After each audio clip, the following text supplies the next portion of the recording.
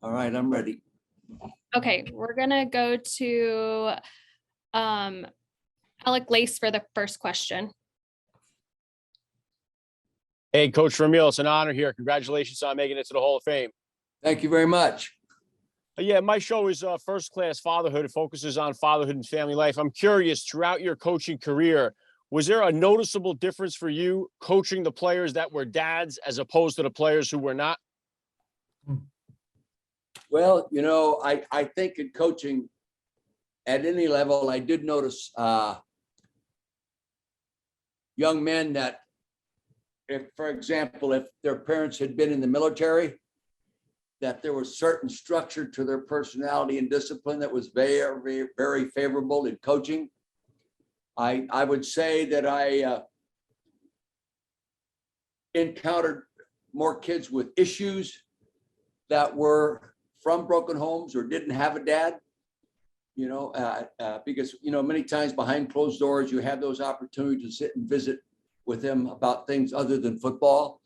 And I think that was something I noticed through my career, and maybe even all the way through the end of my career in the NFL. Very cool, Coach. Thank you. You're a first-class father all the way. Congrats on making it to the Hall. Thank you.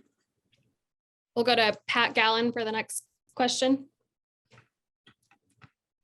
Dick, Pat Gallen from CBS 3 in Philly. Congratulations. Hope you're doing well. Yeah. Doing well. Thank you. Philadelphia, I know, has meant so much to you. Why do you think you are still so beloved in this town? And when you were here, what did it mean for you to grow up here as a coach in a sense? Well, first off, as you know, when I came here in 1976, they hadn't been to the playoffs in like, I think 16 years. And when we went in 78, that was the 18th year that they'd finally been in the playoffs. And I think that helped people identify with what we do and why we do it. And I think they gained a positive feeling that way. And I think they liked my work ethic approach. You know, at that time, we were pretty structured, pretty disciplined, pretty demanding. I also had a Monday morning, a Monday night, rather, radio show that I was able to talk to people direct, other than through the media, of paper or radio. I was on live when we didn't, you know, screen questions. We took them hot as they came. At times they came hot, especially those first couple of years. And I think they identified with me in that I was honest and direct. And if I couldn't answer the question, then I couldn't answer it. But I think that, you know, and then the leaving here and leaving coaching and then staying in the community helped. I think I invested a lot of time in the community and different charities and different clubs and different companies, and got to know a lot of people that I didn't know while I was coaching. So I was introduced to all the different levels of how people make a living in Philadelphia other than going to NFL games. And I think that helped me establish credibility. And, you know, it takes a long time to establish credibility, maybe only a few minutes to lose it, but to establish it, it takes time. And I think people identified with the integrity we tried to always display, the humbleness that we approached our success, and the anguish we showed when we failed. And I think that's the Philadelphia community. You know, it's not hard to communicate with people if you tell them the truth. Thank you. We'll go to Barry Wellner for the next question, please. Congratulations, Dick. Thank you. I wanted to ask you, what was the most fulfilling part? You basically had two different coaching careers in the NFL. What was the most fulfilling part of each of those careers, shall we call them? Well, you know, the first time I'd come out of high school, junior college, and then into the NFL, I was younger, a lot more intense, very passionate. And, you know, I think a little immature. You know, the only way to learn how to be a head coach at this level is get the job and then work like hell, you know. And you come into a league where you're coaching against people that are in the Hall of Fame or are heading for the Hall of Fame, the Tom Landrys, the Joe, the Don Shulas, the George Allens, those kind of people. Very stimulating. I never felt very comfortable coaching against those guys because I always held them at a level way above my own specific personal level. I grew up watching when I'm coaching high school football, I'm watching them on Sunday play pro football and coach pro football. So I held them in very, very high esteem and still do. And when I came back after 14 years in broadcasting, I'd had the opportunity to be in locker rooms, visit team meetings, watch practice sessions, study film of all kinds of great football coaches, from the Don Shulas to the Bud Grants to all these guys, Bill Parcells when he was young getting started, Joe Gibbs, and then on into college with, the likes of Bruce Schneider, Tom Coughlin, my God, the Nebraska program, Tom Osborne. Watched the great coaches coach, and I learned from them. I stole from them. And I said to myself many times, I think we were doing some certain things better than they're doing them. And more often than not, I'd walk out and say, they're doing it better than I was doing it. I learned something today, So I learned that. Also, that gave me an opportunity sitting in locker rooms to visit with NFL players and college kids and listen to what they have to say. And I learned a lot by listening to players, really did. It helped me when I came back in 1997 because overall I had a feeling of how they feel and when they communicate and talk in the locker room and what they respect and what they don't respect. And it was rewarding. It really was. And coaches were so nice to me. I had an open door policy every place I went.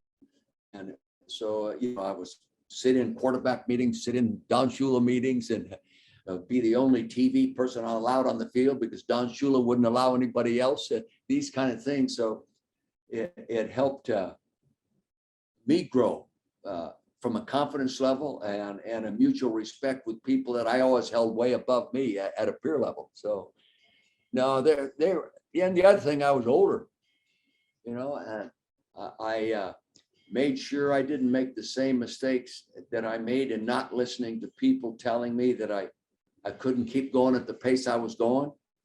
And, I used to say the only way to kill time was work it to death. And that's what I was doing, and it was not beneficial. When I came back in that second era of coaching, I couldn't be my own offensive coordinator, coach my own quarterbacks and call my own plays. I'd been out of it too long.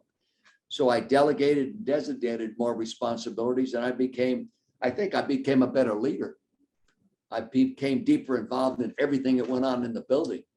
And I think that helped me. I sort of missed making every single decision in the X's and O's, but I had to give that up. And I learned a lot from the great coaches I was able to hire, the Al Saunders, the Mike Marks, work with Jim Hannafin, these Bud Carson, these kind of guys, it was, that part was really great too. Thank you, Coach. Thank you, Barry. We're going to go to Vahi Gregorian for the next question, please. Hey, Dick, can you hear me? It's Vahe. Hey, how are you, young man?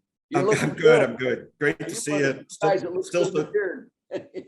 Still so thrilled for you. Hey, I just wanted to ask you sort of a two-part question related a little bit to Kansas City, but also to Philadelphia.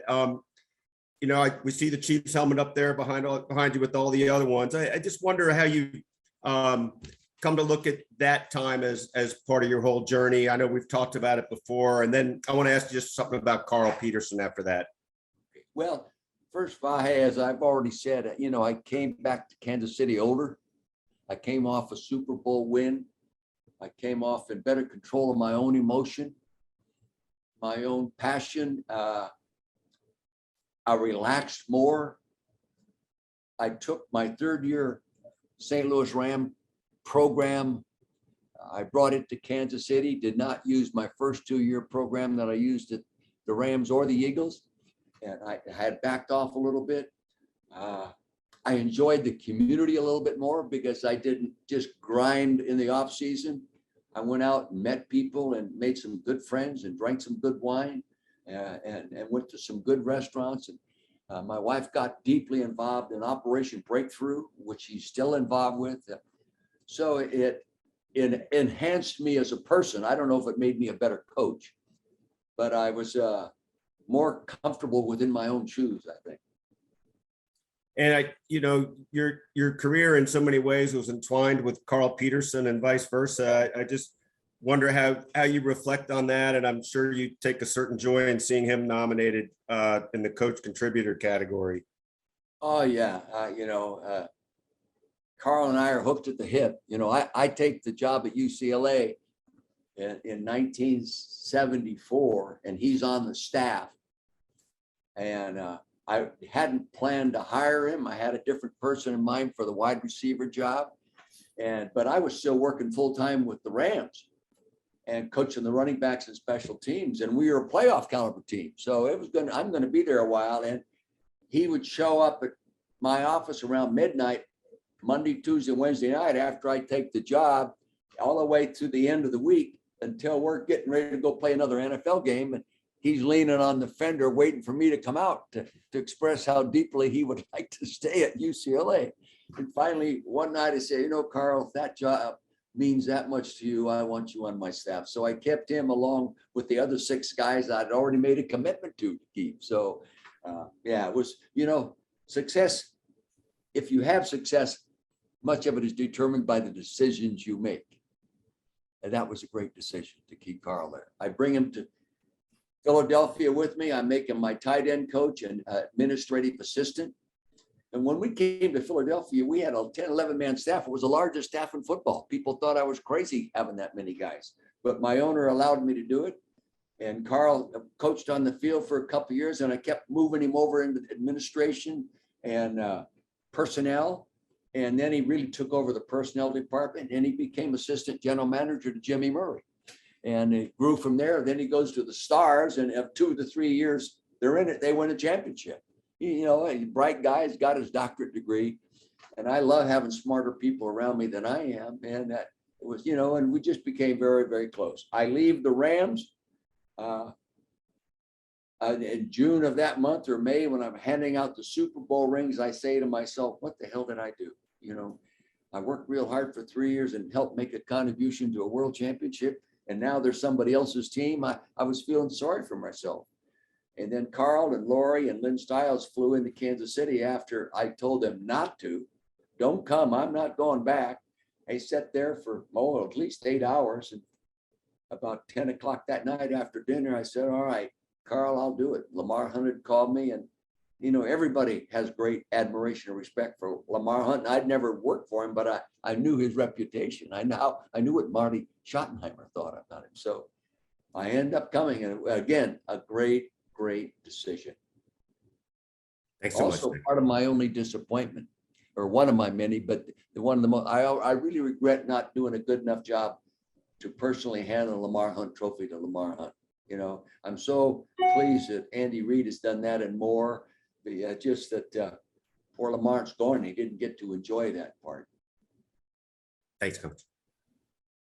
For the next question, we'll go to Isabella Diamore. Hi, Coach. Congratulations. Isabella with the Philadelphia Inquirer. You said you'll go into the Hall of Fame with the Eagles. And is there any particular moment that resonates with you that may describe your love for Philly and being able to call it home?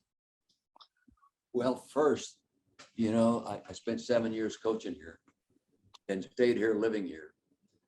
And I was in the communities. And the more I was around people in Philadelphia, the more I was given the opportunity to connect with them.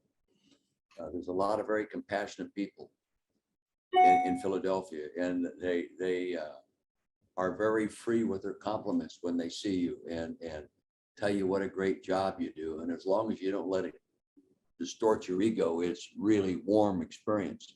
And pretty quick you say, something, I belong here. This is my community. That they respect me. They care about me. They appreciate the job that my staff and I did with their Eagle football team.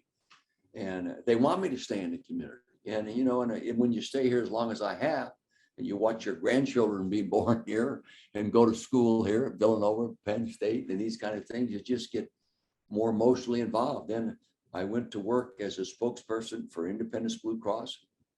From 1983, I still work for them. I still do some commercials during football season, a radio show during the season, and other things for them when asked. I worked for Cadillac for a few years there and promoting their product before I went back into coaching. I worked 1 year for Comcast Corporation, traveling with Ralph Roberts, the guy that started the company. So my roots became more emotional, and it was a mutual thing. I can't tell you how many times that I walk down the street in Philadelphia and have some little old gray-haired lady, my hair now, and come up and stop me and want to talk to me and tell me how much they enjoyed the job I did and going to the games with their husband or their sons and that kind of stuff. So it's just, I'm not bragging when I say this, but I had a great feelings for Kansas City as well, and St. Louis. I didn't stay in St. Louis after we experienced success. So, but when I go back there, when I get off an airplane and start walking down that off ramps at the airport, it's amazing how those St. Louis people don't forget what we did there, So, and it helps you feel pretty good about yourself as you become 85 years old. Yeah, thank you. Thank you. Next question, we'll go to Paul Domowitch. Oh, Paul.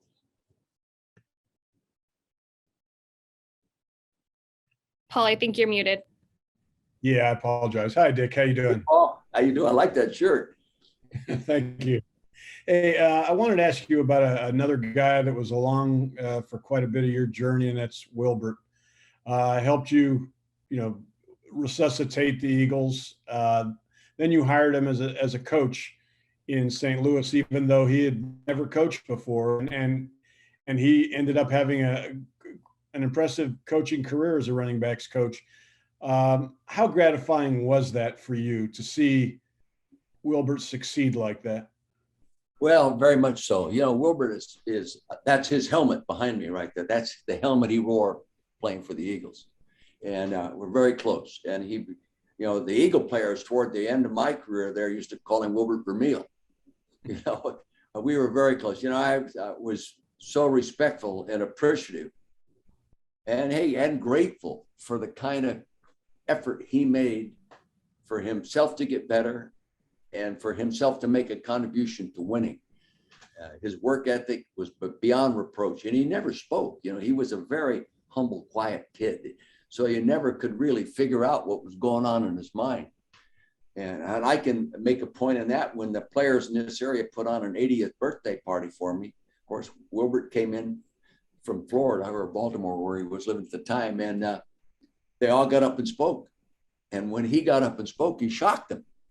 The guys, Berge and Spags and Prefley and LeMaster and those guys, they'd never heard him speak like that. They didn't realize that he had those attributes. And I made him a football coach because I felt I was in debt to him.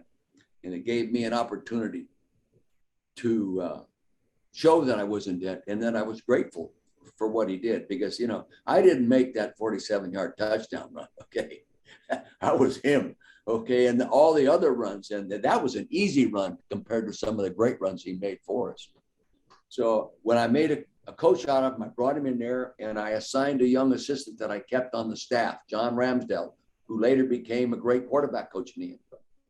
And I said, you work with Wilbert and training him, because I've got a lot of things going on right now. And then I'll work with him and bring him in to teach him how to be a football coach. And by mid-season that year, he was on his own doing well. And he and Marshall Falk really hit it off.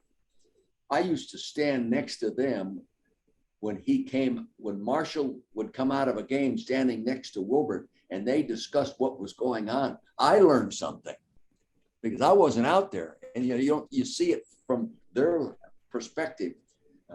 So our relationship, I got a text message from Wilbert Montgomery last week that's like 3 paragraphs, and it's very personal, very touching, and very real. Thank you. We'll go to Peter Holland for the next question from the Canton Repository. How you doing, Dick? I'm This is doing Peter. all right. How are you? I'm doing all right. I write for the Canton Repository based out in Canton, Ohio. My question for you is, does it kind of hit you different being that you're being inducted, but you've been to Canton I'm sure you've been to Canton numerous of times of Anytime. some of your because a lot of players that you coach are in the Hall of Fame now. Does it kind of hit different that you're going to be inducted compared to watching your fellow players get inducted?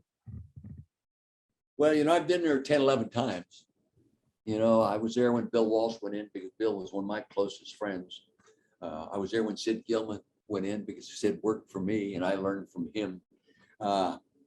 So I knew what it was like. I can remember sitting there and I see Bill Parcells, who I had great admiration and respect for. And I remember broadcasting some of his games in his rookie season as a head coach. And I remembered when he was sitting there standing up and saluting him out of respect. And when I was sitting in the stands, but I never really pictured myself sitting next to him on that stage. So this is a real overwhelming experience for me. And it's, as the closer I get to the day, the more I realize what's going on. And it's very exciting, very humbling. It creates a frame of mind. I'm an emotional guy. When I seriously start thinking about it, I start tearing up. That's me. Is that what's gonna happen when you make your speech? There's gonna be some tears. I don't know. Well, they only give you 6 minutes to talk and 2 minutes to close. So I can probably fill it up with a few tears. Thanks, Coach. I appreciate it. Right. Thank you. Thank you. Quentin Congress for the next question. Hey, Coach, Quentin Congress of Talking and Grubbing Media. How you doing? Congratulations. Thank you. Thank you. Okay. What lessons did you learn when you lost Super Bowl 15 with the Eagles, and how did you apply it to to winning Super Bowl 34 with the Rams? Also, what were your greatest memories from that game against the Titans?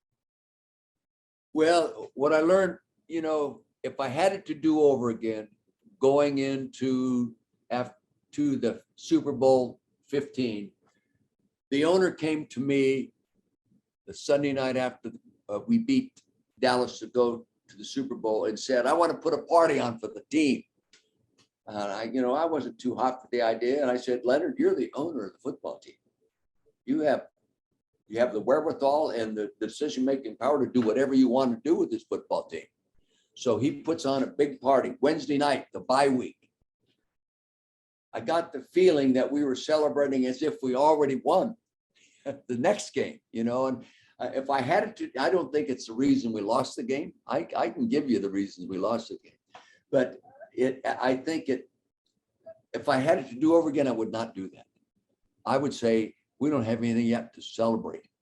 We have one more challenge in front of us, and you got to remember this. It takes the same thing to go to a Super Bowl and lose as it does to go there and win. I have great respect and admiration for my team that went there and lost, because I lost too. We lost. We were -3 in turnovers. Okay, you -3 in turnovers. I called the same play twice. It was intercepted twice. That's me, dumb head football coach. We were a little banged up on offense. Okay, I'm not making excuses. Charlie Smith, our starting flanker back, with all the speed against man-to-man bump and run coverage, couldn't play. He had broken his jaw. So we let him suit up and take a first snap of the game, and then he had to sit and watch the game.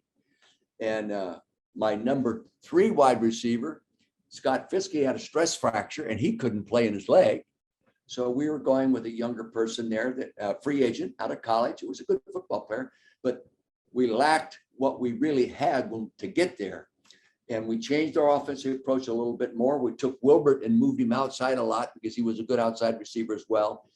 But when we did that, we diminished the value of the running game. So, and these are mistakes that I made as a head coach that I didn't make the next time. But the second time, you got to realize this. I took 5 Hall of Fame offensive players with me. Okay. It didn't matter if I made or anybody else made too many mistakes. Those 5 Hall of Fame players are going to win most big games for you. And if you stop and think, 4 of them are already in the Hall of Fame, and Torrey Holt's been in the finals 2 years in a row. So and that helped us. And Mike Martz did a beautiful job with the offense, and Jim Hannafin and Al Saunders. Our defense never got credit, but they were the sixth best defense in football, coached by John Bunning and Peter Junta. You know, it was a complete, talented, gifted football team, man. We didn't even have a bye between the championship game win versus Tampa to go to Atlanta.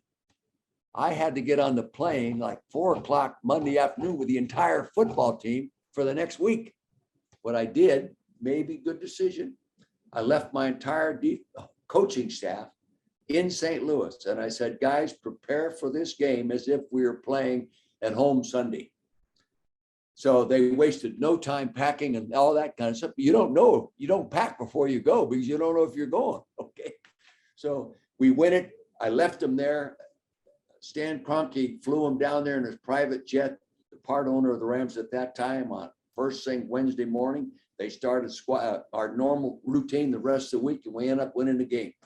But, you know, we could have lost it very easily. Went down to that last play, and Mike Jones made the tackle to stop them from scoring. So Jeff Fisher had a good football team, did a great job of coaching. They pounded on us in the second half, and we hung in there, and we ended up getting the win. And I know Coach Martz, fine football coach, many times get criticized for the second time he went back with that almost same team 2 years later and got beat. They say he passed the ball too much. We threw the ball just as much in the game we won as they did the game they lost. And so whenever you lose a game, there's going to be people that take something and hang on to a reason you lost. Long answer, excuse me. All right, Coach. Thank you. Congratulations again. Thank you. Thank you, Coach. We're going to do one last question, and we're going to go to Jim Thomas from the St. Louis Dispatch-Post. Dick, how are you, sir? I'm doing great, Jim. Hey, you're getting a grade just like me. Yeah, Vahe too, right? Here's this guy, Jim Thomas. If anyone else who's listening, is the best. One of the great writers I was able to develop a good working relationship with, and still have it. Dick, my life was greater for having known you. My question is, and I'm sure we asked you this in 1997, but what made you want to get back in coaching after all those years? How persuasive did John Shaw and Georgia Frontier have to be to get you back into the game?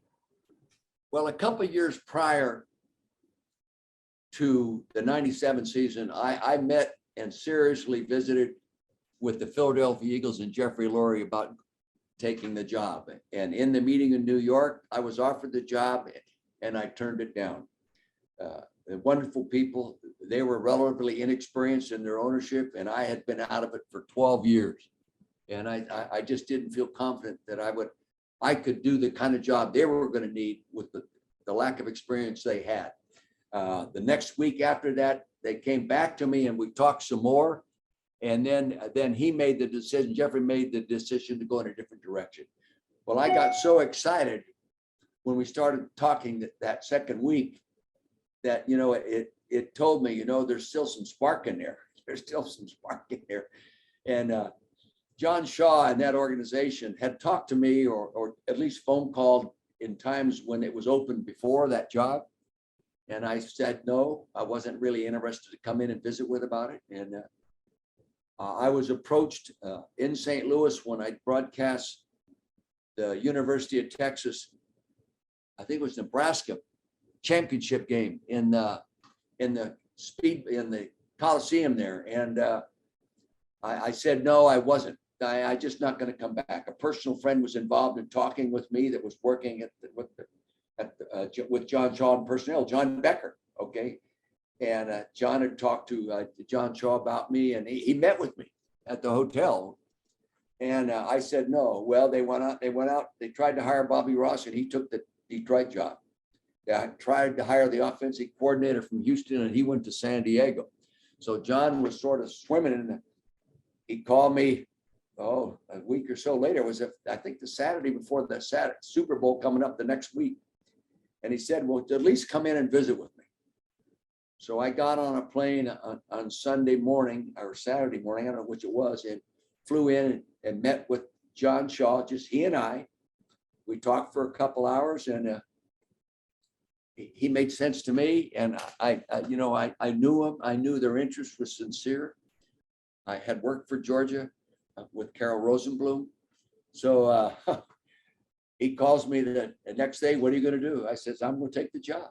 And I went back. And, again, a great decision and a gutsy thing by John Shaw.